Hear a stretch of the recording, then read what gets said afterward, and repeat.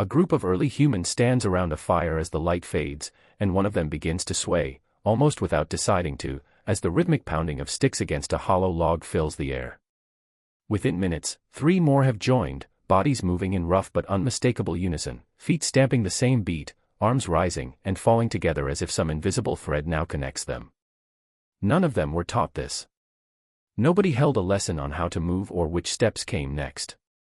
And yet what's happening around that fire is one of the oldest, strangest, and most quietly important behaviors our species ever developed, one that shows up in every human culture ever studied, with no exceptions, which is a far rarer claim than it sounds. Dancing looks, on the surface, like pure entertainment, something fun, something decorative, something we do at weddings and parties because it feels good and passes the time. But evolution is famously stingy with energy.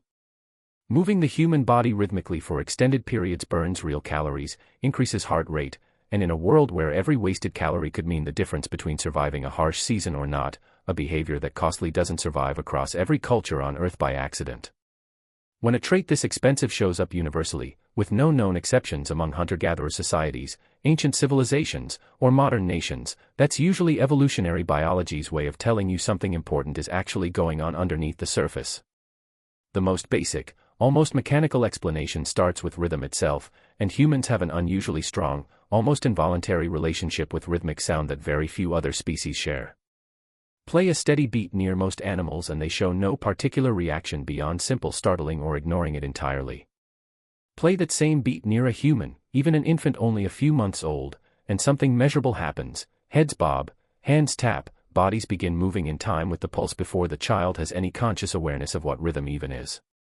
Researchers call this entrainment, the tendency of the body to automatically synchronize its movement to an external beat, and while a small number of other species show weaker versions of it, humans display it earlier, more reliably, and more completely than almost any other animal studied.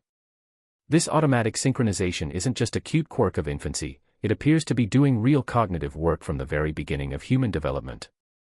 Studies on infants have found that babies who are bounced in synchrony with an adult, moving in time to the exact same rhythm, later show a greater willingness to help that adult with simple tasks compared to babies who were bounced out of sync with no shared rhythm at all. Something about moving together in time appears to flip a switch deep in the social brain, signaling on a level beneath conscious thought that the other person belongs to the same group, the same unit, the same us. This single finding is one of the strongest clues researchers have that dancing didn't start as decoration. It started as a tool for building trust between bodies that hadn't yet learned to trust each other through words alone. To understand why that tool would have mattered so much, it helps to step back and look at the brutal math of early human survival, because cooperation wasn't a nice bonus for our ancestors, it was the entire strategy. Humans are physically unimpressive predators on their own. We're slower than most prey animals, weaker than most rival predators, and equipped with comparatively dull teeth and claws that wouldn't intimidate much of anything in the animal kingdom. What made early humans dangerous, and ultimately dominant, was the ability to coordinate in large numbers, attack as a unit, share food reliably, and trust that the people beside you wouldn't abandon you the moment things got difficult. Any behavior that reliably and quickly built that kind of trust across a group, especially one that didn't require a shared language to work, would have been an enormous evolutionary advantage. This is where dance becomes something closer to social technology than entertainment, because synchronized movement solves a problem language alone struggles with, proving, through the body rather than through claims, that you're genuinely committed to the group. Anyone can say the words, "I'm with you." It costs nothing and means little.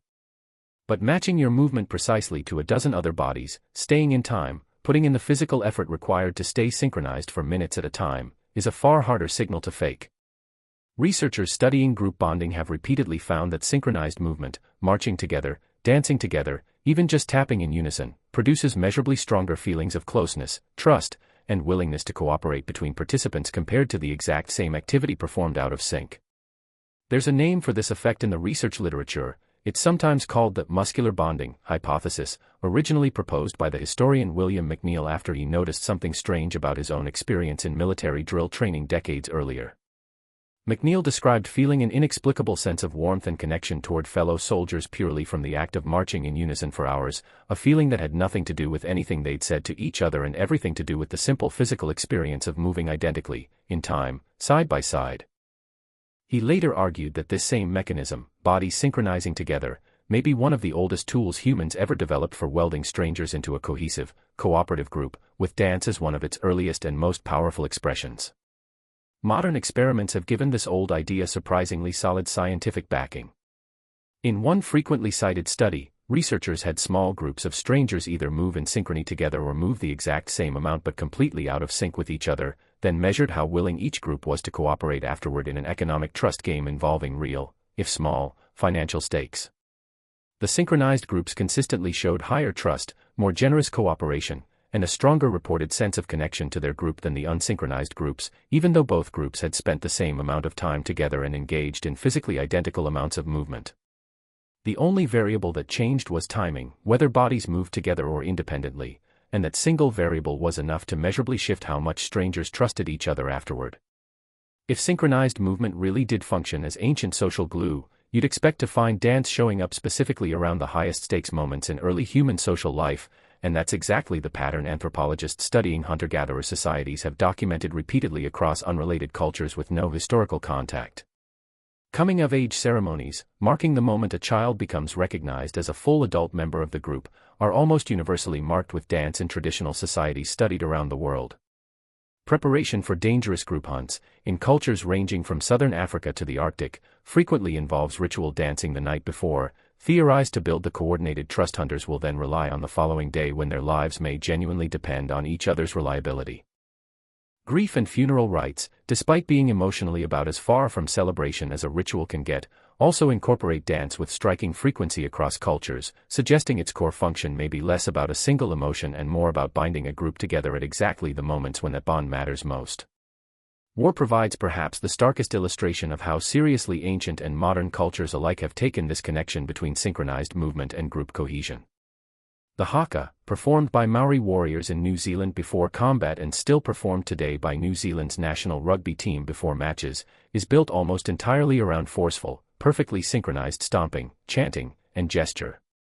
Military forces across history and across continents, with no shared cultural lineage connecting them, independently arrived at marching drills, synchronized chants, and rhythmic movement training as core tools for building unit cohesion among soldiers who would soon need to trust each other with their lives. It's difficult to imagine that this pattern, repeating itself across cultures that never had any contact with one another, is pure coincidence rather than evidence of something deeply functional going on beneath the surface. None of this means dance is only, or even primarily, about war and survival, and reducing something this rich purely to a tactical advantage misses an enormous part of the picture. Dance also appears to function as an honest signal of physical fitness, a kind of evolutionary advertisement that predates language and even predates most of human courtship behavior as we'd recognize it today. Studies analyzing what people across cultures find attractive in a dancer's movement have found surprisingly consistent results. Variability and amplitude of movement, bigger, more varied, more confident gestures, are rated as significantly more attractive than small, cautious, repetitive movement, and this pattern holds up across vastly different cultural contexts with strikingly similar results.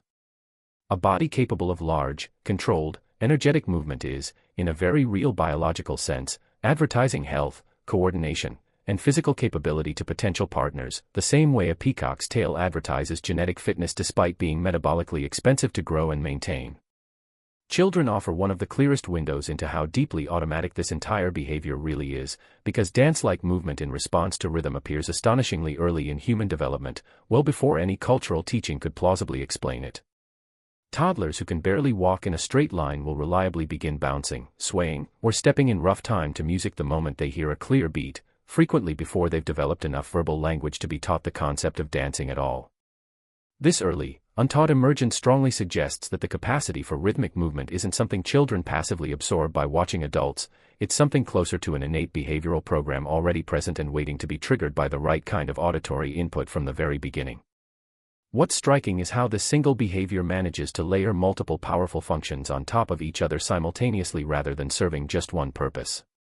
At the social level, it builds trust and group cohesion through the kind of bodily synchronization words alone can't replicate convincingly. At the individual level, it serves as an honest, hard-to-fake signal of physical fitness relevant to mate selection across virtually every studied culture.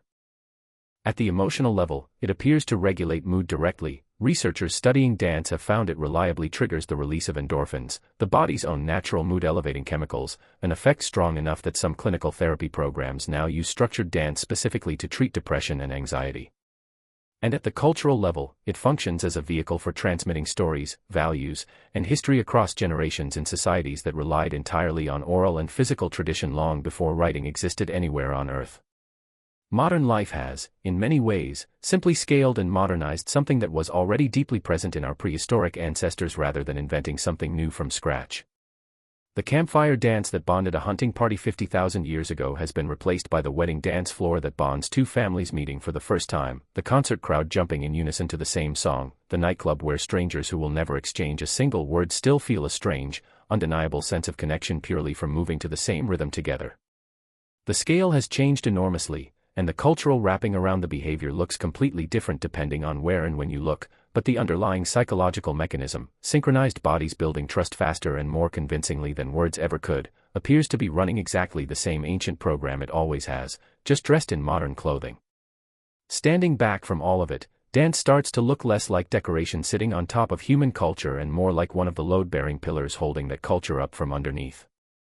It's a behavior so old, so universal, and so deeply wired into human development that it shows up in infants before language, in coming-of-age rituals across unrelated cultures, in warriors preparing for combat, and in soldiers training thousands of years and thousands of miles apart from each other with zero shared influence. We tend to think of dance as something layered on top of being human, an optional decoration we could in theory live without. The evidence increasingly suggests the opposite is closer to true, that the ability to move together, in time, with other human bodies, might be one of the oldest and most quietly essential tools that allowed scattered, vulnerable individuals to become something capable of surviving together in the first place.